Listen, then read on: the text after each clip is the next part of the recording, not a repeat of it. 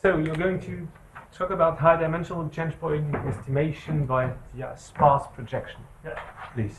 Thanks, Mo. So basically, I'm going to talk a bit about a recent work I've done this year on high-dimensional change-point estimation using the idea of sparse projection. As you mentioned, I'm trying to work with Richard Samuels, who's also here. So the form of high-dimensional change-point estimation, or maybe change-point estimation in general, can be placed into the bigger picture of trying to understand heterogeneity in the context of big data, which is one of the key challenges in modern statistics. Well, when we're faced with a large volume of data, we are no longer so confident about the traditional stylized assumptions such as IID models. And deviations from such IID assumptions can take many different forms. But when we talk about data streams or time series observations, such deviation is typically manifested through non-stationarity. And perhaps the simplest form of which is kind of you have population changes in the means occurring at a finite set of time points, which we call change points. That's kind of very simple model to model this non-stationarity here. The literature for change point analysis actually goes back a very long time, at least to 1954 and 55 paper by Page. Some people say it's even earlier.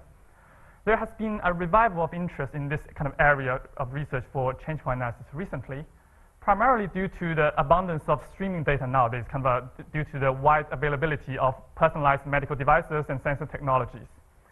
So in terms of a univariate change point estimation, where you have kind of a univariate data series you want to estimate the change point, the current state-of-art method include the Pelt algorithm by Killick, Burnham, and Ackley, the wild binary segmentation algorithm by Frislevich, and also the smooth algorithm by Frick, Monk, and Sealing. Well, some of these univariate techniques can be extended to the multivariate settings quite easily. And well, I'm not going to go through the literature here, but the thing is that in a high-dimensional setting where the dimensionality where these observations lie in are of comparable order to the number of time points you sample, things actually go quite tricky. Much fewer tools are available, and I'll explain in a short while why. However, we're getting there as well, as this list of paper here have all proposed methods that works well in this high-dimensional regime. So what we are doing in our project is that we propose a new method called inspect. Basically, does very well in this asymptotic regime using ideas from convex optimization. So let me go to the basic model assumptions here. Well, assume that we observe data points x1 up to xn, which lie in the p-dimensional space. We arrange them in time order into a data matrix X. So the slight difference from kind of other high-dimensional statistical literature here is that you kind of arrange the data points as column vectors in the matrix, essentially to kind of make the time flow to the right, essentially. Well, we assume that these xt's are normally and independently distributed with piecewise constant mean structure. So the mean structure will have kind of change points. There are new change points in total located at Z1 up to Zn, ordered from smallest to the biggest. And the goal here really is to try to use the data matrix X to make inferences about both the number and also the location of these unknown change points. For notational convenience, we're going to define this mu superscript I to be the kind of constant mean structure between the ith and I plus first change point. And also at the ith change point, we're going to let theta superscript I to denote the vector of change that's kind of occurred. So it's the difference in the mean to the right and to the left of that change point. There are a couple of additional assumptions we have to make. Well, firstly, we are assuming that at each change point, only a small subset of all possible coordinates is going to undergo a change. So that's kind of a reasonable assumption in quite a lot of real-world applications.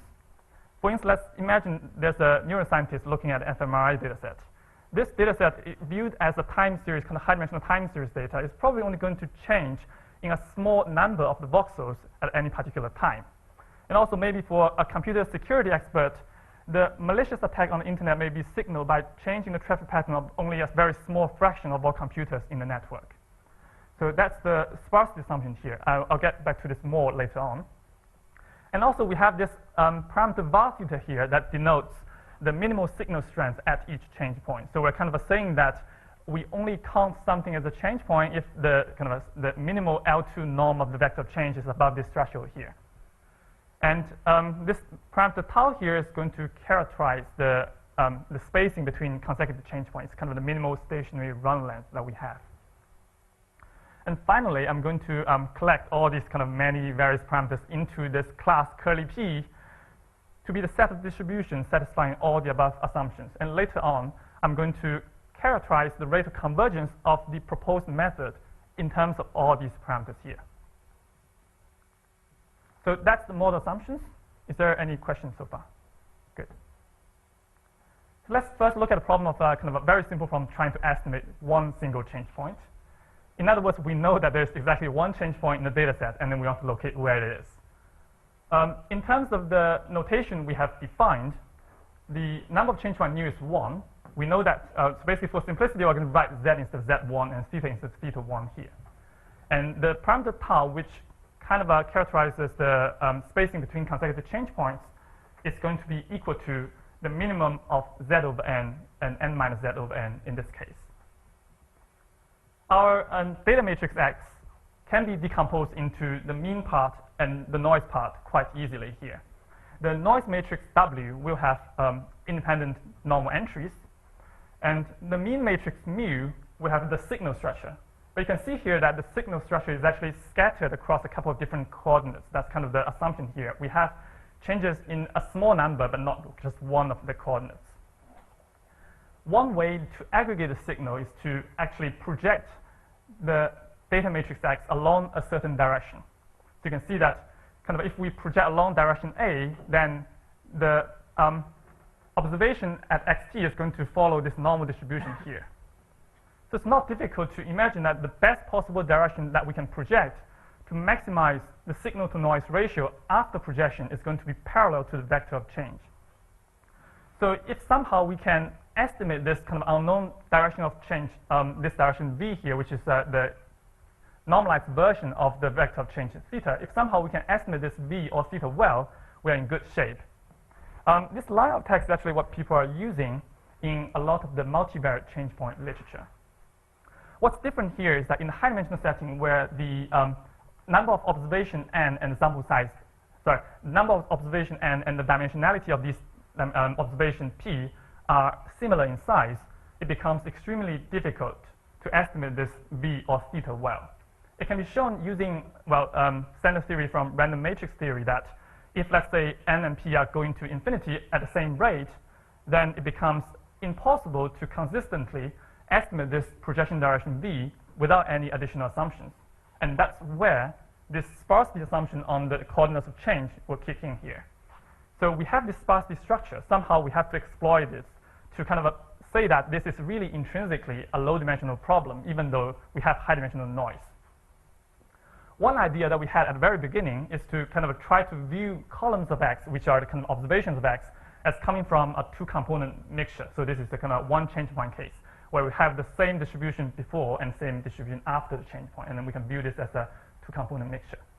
And then to apply sparse PCA to this two-component mixture to find this direction of optimal projection. But this, then we realized that this is doomed to fail because we're not really exploiting the temporal structure of this problem. By applying sparse PCA, we're essentially saying that the columns of X are exchangeable.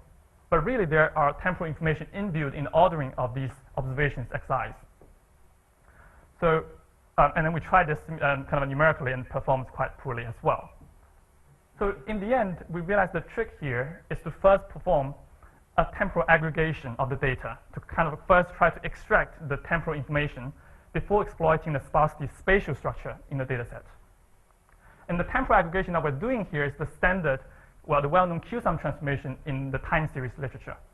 So despite the complicated looking form, what it does is that for every row, we're computing a Q-sum transformation, and then we're kind of picking out candidate change point locations and try to compute the average of the X values to the left and to the right of that candidate change point, and take the difference and renormalize appropriately by the location of that candidate change point. So the bottom line here is that this transformation T, which is the Q-sum transformation, is a linear operator. In other words, the Q-sum of X can be viewed as Q-sum of the noise plus Q-sum of the mean. And you can already see here that by performing the Q-sum transformation, we have much more pronounced mean structure here. And in fact, we also understand the Q-sum transformation of noise quite well because we can view rows of this T of W as coming from discretized versions of normalized Brownian bridges. So you can actually analyze it quite nicely as well. For later reference, we'll give names to these three matrices and call them A, E, and T respectively for the Q-sum of the signal, noise, and the data matrix. So I already kind of hinted that this Q-sum matrix for the mean, the A matrix, has much more pronounced signal structure. And because we are in a very, very simple setting with only one change point, we can actually write down entries of this matrix A explicitly, like this. Staring at this expression for a while, you realize that this is actually kind of rows of this matrix A are parallel to each other, they're proportional to each other. So essentially, this is just a rank 1 matrix. And more importantly, the leading left singular vector of this matrix A is equal to the oracle projection direction V that we're after. So that will give us some idea of how best to estimate this oracle projection direction V. We don't have access to the matrix A directly because this is coming from the transformation of the signal. But we do have access to the T matrix, which is transformation of the data. And viewing this T as a perturbation of the A matrix, we can estimate the oracle projection direction by looking at the so-called K-sparse leading left singular vector of the matrix T. So this is kind of trying to find a vector in the K-sparse unit ball that maximizes L2 norm of U transpose T. It's kind of like defining a singular vector, but restricting ourselves to a set of K-sparse vectors here, unit vectors here. And indeed, we can show that this K-sparse leading left singular vector estimator does perform quite well in approximating the oracle projection direction. We have bounded the sign angle loss between the estimator and the oracle projection direction by this bound here. But the important thing here is really that the dimensionality P only appears under the square root as a logarithmic factor in the upper bound. That's how we get around the curse of dimensionality and say that this is really a dimension K problem here. But the problem here is really that even though this is a good estimator, it's not feasible to compute in practice because we can show this is an NP-hard problem by using standard reduction to another problem studied by Tillman and Fetch in 2014. Well, but the effort that we have made here are not completely lost because we can somehow turn this computationally infeasible estimator into a computationally efficient one by borrowing a technique called convex relaxation. So let's have a closer look of how we define our K-sparse leading left singular vector in the first place. We're maximizing the L2 norm of U transpose T over the set of K-sparse unit vectors. The problem is bad because it's a non-convex problem. It's really because we're maximizing rather than minimizing a convex function. And also, the set that we maximize over is a highly non-convex set. Okay? So let's first deal with this objective function. Try to rewrite this as maximizing U transpose TW, where W ranges over the set of our unit vectors. Now we view this U transpose TW, which is a scalar, as the trace of a 1-by-1 matrix. Then we use the cyclic invariance property of trace to cycle this W to the left and say this is equal to the trace of WU transpose T. So the notation here is really what we call a trace inner product notation. So the inner product of matrices A and B is just equal to the trace of A transpose B. So it's just a shorthand for the trace of WU transpose T here. Using this formulation and try to view this UW transpose as a whole as a variable, we end up having an objective function that looks like inner product of M and T.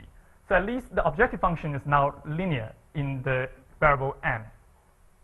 The set that we maximize over, well, it's definitely going to be a non-convex set because we started with a non-convex problem and we kind of have a bunch of equalities. There's no way this can be convex.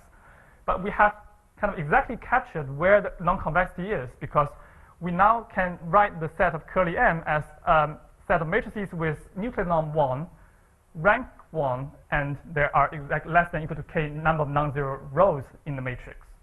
There are two combinatorial constraints here, and these are the non-convex ones. The rank constraint, what we'll do is we're going to relax the rank constraint. You can view the rank constraint as an L0 constraint of the singular values of the matrix. You can kind of relax that into the L1 norm of the singular values of M, which is the nuclear norm constraint, and that will absorb the first nuclear norm equality. And the number of non-zero row constraint will realize that into an L1 kind of an entry-wise L1 norm constraint.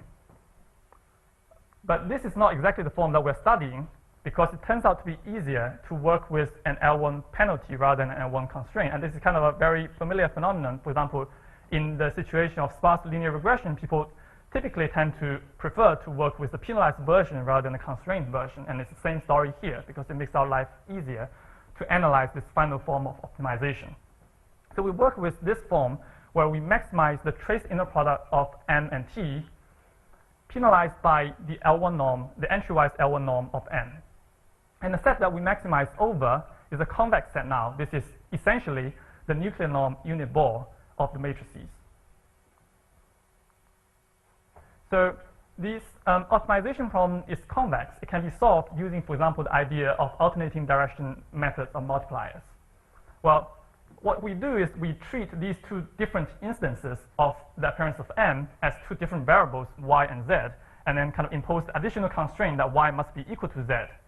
And the benefit of doing this is that now we can alternatingly maximize the augmented Lagrangian of this kind of a new optimization problem over these two primal variables, y and z, and then do a dual update.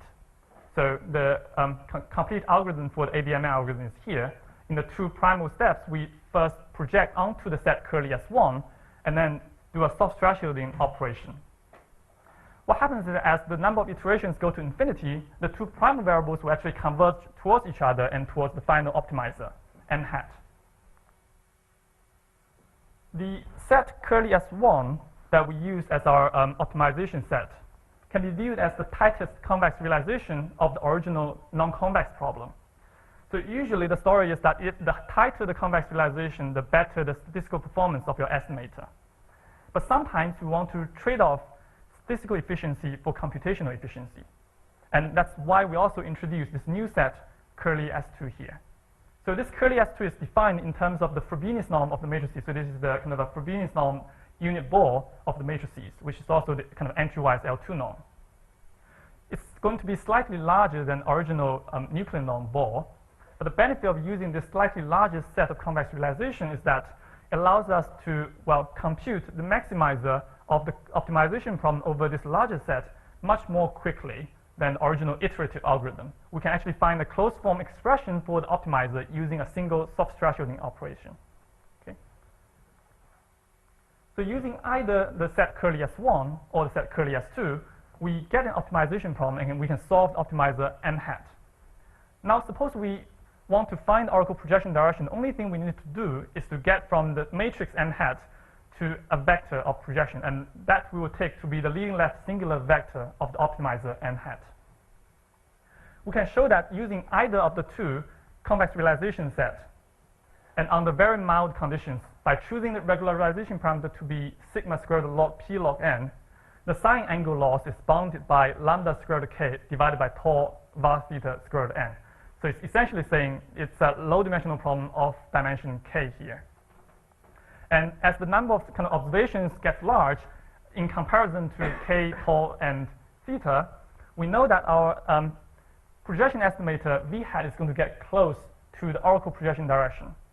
So projection onto this direction is going to give a similar signal-to-noise ratio as projection along the oracle projection direction. And that's why we get an easier problem to solve.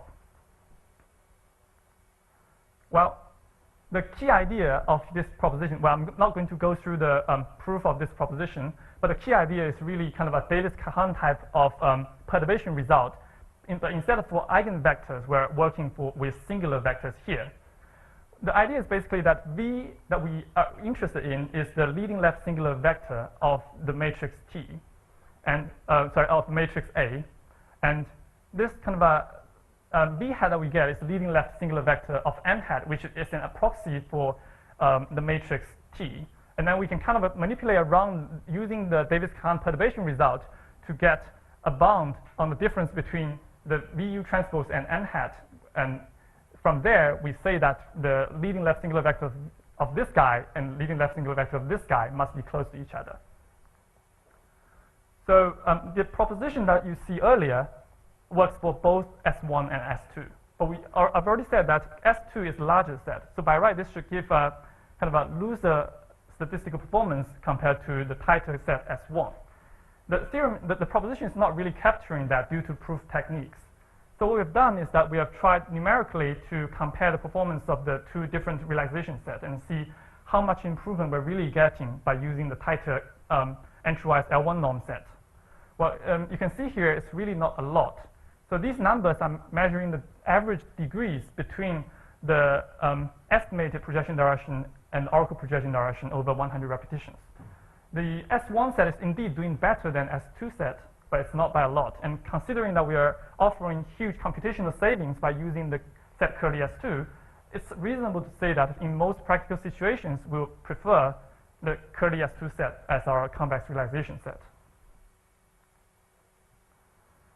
So now we have a good handle of how to compute the projection direction. And let's turn this into an estimator for the location of the change point. So the first three steps are really just recapping what we have already seen. In the first step here, we perform a Q-sum transformation, and then we find the kind of an optimizer of a convex optimization problem, and we find the leading left singular vector of the optimizer. In the final step here, we will project the Q-sum matrix, which is kind of the Q-sum transformation of the data matrix, along this estimated projection direction B hat to get a univariate Q-sum series T bar. And the estimator for the location of the change point is just going to be the peak of this univariate Q-sum series. So it's going to look like something like a increasing and a decreasing, and then you're going to estimate it as the kind of the peak location of the peak. For later reference, we also asked the algorithm to output a number called T bar max here, which is the height of that peak. And the use of this is really to say whether the estimated change point is a true change point or just a spurious one. That's useful when we're doing multiple change point identification. So here is some theoretical results regarding the single change point estimation procedure. There's one little issue here because when we compute T bar, we're kind of computing it by multiplying V hat with T, but both of which are depending on original data matrix X. The dependence between these two quantities is actually quite weak because kind of we have only used a very small amount of information from X to compute V hat. However, it does make the theoretical analysis very difficult. So what we end up analyzing is the sample splitting version of the original algorithm. What we do is we kind of split the sample data into two halves. The first half, consisting of those observations with odd time points, are going to be used to compute the optimal projection direction V hat. And then we're going to kind of use the second half of data to construct the T bar univariate Q-sum series by projecting the second half of data along this projection direction computed using the first half. And this theorem here summarizes that this sample splitting version of the algorithm actually achieves a very good statistical performance in the sense that if we choose lambda to be of the order square root of log p log n times sigma, and if this condition here is satisfied, well, this condition basically means that the estimation of the projection direction is going to be consistent. Then we can show that with high probability, the rate of convergence of our location estimator is going to be of order sigma squared log log n divided by n var theta squared. So var theta is the signal strength here, sigma is the noise here. And we can show that this rate is actually minimax optimal up to this iterative logarithm factor in the numerator. So let's see what this is saying in this particular setting of asymptotic regime that a lot of the authors in the literature are considering. So suppose that we allow our signal strength var theta to decay as n to the minus a. We allow the spacing between consecutive change points to also shrink relative to n as n to the minus b. And then we allow the sparsity level to increase as n to c. So as a, b, and c increases, the problem becomes harder. So the theorem is saying as long as not all of the a, b, and c are large, the rate of convergence of the estimator will only depend on a, and it's of order n to the minus 1 plus 2a up to the logarithmic factors. Well, the key ideas in the proof, the first thing is that we are going to use that consistency result for the projection direction that we discussed earlier. And the next idea is we are going to use the well-peakedness of the Q-sum series, univariate Q-sum series. we are going to show that the kind of for the signal part, the mean part, if we project it along a certain direction, we're going to get a sharp peak. And then we can control the noise part by viewing this as a kind of a discretized normalized Brownian bridge, and so this will not jump by too much. Therefore, the peak of the noisy version and the peak of the signal version are going to be close to each other. And this is actually the true change point location. So that's the story for single change point estimation. Now I'm going to repeatedly use this single change point estimation procedure to try to identify multiple change points in the data set. While the classical top-down approach for identifying multiple change points is really this kind of binary segmentation idea. What we do is we kind of pretend that there's only one change point, try to estimate it using an algorithm, and then do a split of the data set into two halves, to the left and right of the estimated change point. Then you work similarly on these submatrices recursively until you reach a point where the t-bar max score, recall that that's kind of the second quantity we output from the algorithm, is below a certain threshold. And that's essentially saying that the next change point is going to be a spurious one. And then we stop the recursion. So this top-down approach is typically adopted in the literature. But in the high-dimensional setting, I think there are a couple problems with this approach. The first problem is not really associated with the high-dimensional change point problem. Even in univariate change point analysis, Fritzlevich has shown that if you have multiple change points next to each other, they can actually offset the peak in the Q-sum aggregation. So you get a much shallower drop from the peak when you have multiple change points. And the next problem is for high-dimensional change point estimation, the multiple change points may not actually share the support of the signal coordinates. So the vectors of change may not be well aligned. When you're trying to use the projection direction estimator, what you're going to end up with is an estimator that's going to be correlated to a linear combination of different vectors of change, but not going to be well aligned to any particular one of them. So this will also attenuate the signal. To combat these two difficulties, what we end up using is a variant of this binary segmentation idea called the wild binary segmentation. It's first used in the univariate setting by Fritzlevich. So what we do here is we first sample a very large number of time windows, which are represented by the blue segments here. And then within each time window, we use the single change point estimation procedure that will give us one estimated change point location together with a t-bar max score.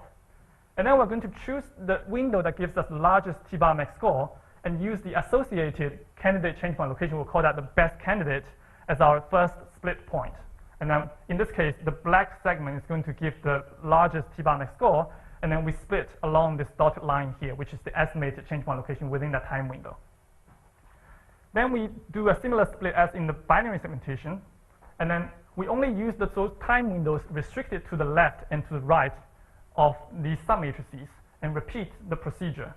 So these will be our best time windows, and then we will do a split here. And then we similarly terminate the procedure when some kind of a threshold level is met in the t-bar max score. The reason that this wild binary segmentation scheme avoids the two problems I mentioned earlier is because when the number of time windows is sufficiently large, we will have one time window capturing, at least one time window capturing each of the change point coordinates. Even though the best candidate change point is not going to lie in a time window that contains only one change point, but because the t-bar max score of the best candidate time window will beat the t-bar max score of a time window that contains only one change point, that's quite mouthful, we know that the signal is not going to be sufficiently attenuated in the best candidate situation. And that's how we will say that these two situations that we mentioned earlier are not going to occur in this case. The final algorithm that we have is called INSPECT, standing for Informative Sparse Projection Estimator of Change Points. The package is available online as the INSPECT Changepoint R package. So in the algorithm here, lambda is the standard regularization parameter. Psi is the threshold level that we determine the termination of the recursion. And I will talk about this later on in one example. The beta parameter, I didn't mention it earlier. All you need to know is that this is the so-called burn-off parameter that's always set to 0 in practice. The only reason this is here is because we can't really analyze the algorithm without, theoretically, without setting this to some low level. And finally, this Q, which is the kind of number of time windows that we have, is typically set to some very large constant, like 10,000, for practical purposes. Here's an example of inspect algorithm in action for a synthetic data set. In this example here, the number of time points is 2,000, dimension is 400, and then we are, I think, having the sparsity constant k equals to 40. There are 3 change points located at 500, 1,000, 1,500, and then there are consecutive change points are only sharing half of their coordinates, so that kind of a signal of change is not really well aligned. On the top left here, we have the data matrix in heat map form, and then we perform the Q-sum transformation, and this is the Q-sum matrix. We can kind of pick out the change point near 1,000, but the other 2 change points are much harder to eyeball. On the bottom left here, we show the univariate Q-sum series obtained by the inspect algorithm for estimating the 3 change points. So the first change point to be picked out is the 1001, and then we get 504 and 1497 for the next 2 change points.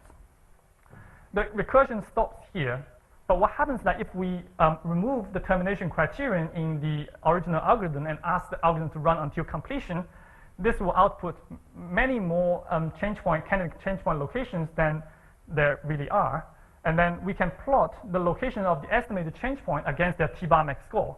And then we can see that there is really a kind of a separation between the t-bar max score of the signal change points and this noisy bunch here. And that's what allows us to set this cutoff criterion psi appropriately to be consistent in estimating the number of change points. Just like in the case of single change point estimation, we also have a theoretical result for our kind of a sample splitting version of this inspect algorithm.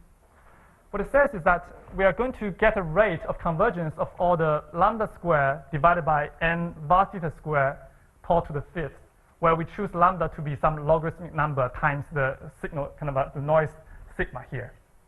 And then assuming some conditions, we can show that we can consistently estimate both the number and the location of these change points.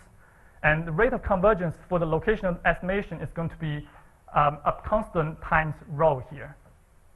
And in terms of the kind of the same asymptotic regime, what we're getting is that suppose we have var theta is n to the minus a, tau is n to the minus b, and k is n to the, it should be plus c here. And if they are all not too large, we get a rate of n to the minus 1 plus 2a plus 5b. So the rate here is minimax optimal in terms of n, var theta, and sigma. So it's kind of the signal to noise ratio, and also the sample size are minimax optimal. But dependence on tau, which is the spacing between consecutive change points, we think that's suboptimal. But we also think that using any Q-sum-based method, we are going to get a suboptimal rate in terms of the spacing between consecutive change points. So for ideas of the proof, well, it's similar to the kind of a single change point case. We're using the well-peakedness of the univariate Q-sum series. But I've mentioned that kind of for multiple change points, the drop from the peak is actually going to be shallower than for the single change point. And this problem is actually very bad if the change point is located very near the boundary. So what the kind of difficult part of the proof is really to show that this situation of a change point getting very close to the boundary of the time window of the kind of a best candidate is not going to happen because it being a best candidate. So we're showing that these are kind of sufficiently away from the boundary. So there is going to be a small window where this is going to have a sharp drop. Okay. So in the final few minutes, how long do I still have? Okay, yeah. I'm going to quickly show some numerical simulation results. Well, we have compared our algorithm to 5 other algorithms that's proposed in the literature. Basically, kind of the common feature with all these algorithms is that these are going to be top-down method. In other words, they try to estimate a single change point well before recursively applying an algorithm to try to identify multiple change points. So it's instructive to first see their performance on single change point estimation task. So what's happening here is that in each row, we have a different kind of a set of parameters. And then we're running the 6 algorithms on the same 100 data sets to report the mean square error of the estimated change point location. And the best of the 6 is highlighted in bold in each row.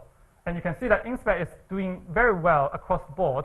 And even in cases where this is kind of losing to some other methods, it's not losing by much. And it's adapting to the different sparsity level much better than some other methods as well. So for each row here, instead of just reporting the root mean square error, we can also plot the location of the estimated change points. So it's kind of the density of the estimated change points. The inspect algorithm is represented by the red curve here, and you can see that the density of the estimated change point has a much sharper peak around the true change point location, where it's denoted by this dashed black line here. Well, we also have some multiple change point estimation simulation results. Here's one example with the picture that you have seen earlier, and then we've shown the histogram of estimated change point location using the top 4 of the 6 methods. And again, inspect is red. You see that inspect picks out many more weak change point near the 500, and also it gives much sharper results around this strong signals near 1,000 and 1,500 compared to the other methods here. So we have been using a rather simple noise structure throughout. We are only concentrating on the signal being a change. But we have also tested the inspect algorithm on a couple of different model misspecifications, like different noise structure, uniform exponential noise, different cross-sectional and temporal correlations between the noises.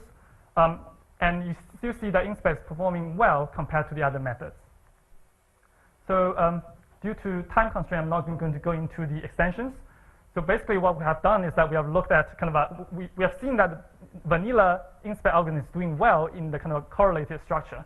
But we have actually proposed ways to change the algorithm that actually makes this do better when we have cross-sectional correlation and temporal correlation in the data set.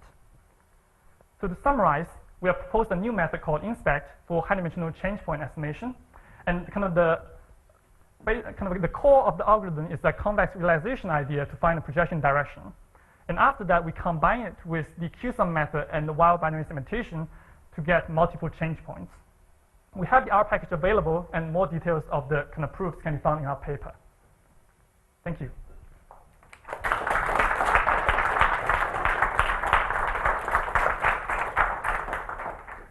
Any questions? Yeah. I'm curious whether there is explicit relationship between the estimation of the projection direction and the estimation of the location parameter. Estimation of projection direction versus estimation of the location parameter. You mean the change point location? Yes. So basically, what we realized is that you don't need the estimation of the projection direction to be hugely accurate to get a good quality estimator for the location of the change point. Essentially, the reasoning here is that the signal to noise ratio is going to get from as long as you have positive correlation of your projection estimator to the oracle projection direction, you are only going to be off by a constant factor from the best possible signal to noise ratio you're going to get.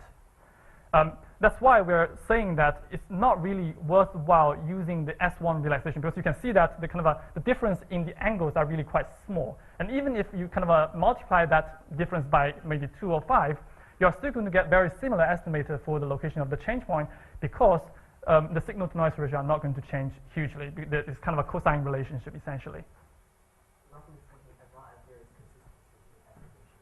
Right, as long as you can get a positive inner product correlation with the oracle projection direction, you are going to be consistent for large sample size. Unless it's, as long as your estimator is not orthogonal to the true projection direction. Right, but the problem here is really that if you're just using the naive leading singular vector of the original matrix without doing this convex optimization, you are going to get something that's going to be orthogonal to, it's from random matrix theory, you know that for when n and p are going to infinity at a constant ratio, then the leading left singular vector of the sample covariance matrix and the leading left singular vector of the original matrix are going to be orthogonal to each other asymptotically. So you don't have any signal using the naive approach. You do have to explore the sparsity structure somehow to get consistency. Suggest to continue the discussion during the coffee break. So thank you again.